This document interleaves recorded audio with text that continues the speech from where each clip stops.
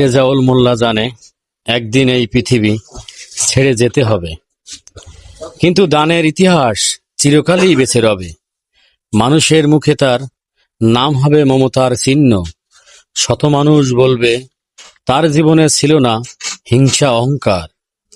যে জীবন অন্যের জন্য জ্বলে, সে জীবনই সত্যিকার মানবতার পথ বলে।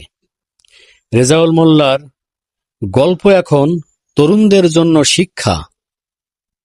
কাজে দেখাও ভালোবাসা, এই তো জীবনের রীতি।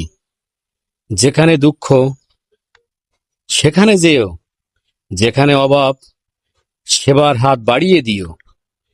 পৃথিবীটাকে করো মানবতাময়। রেজাউল মোল্লার মতো মানুষেরা যত জন্মাবে দেশে, মানুষে মানুষে ভালোবাসা ছড়িয়ে যাবে শেষে। ধন্যবাদ।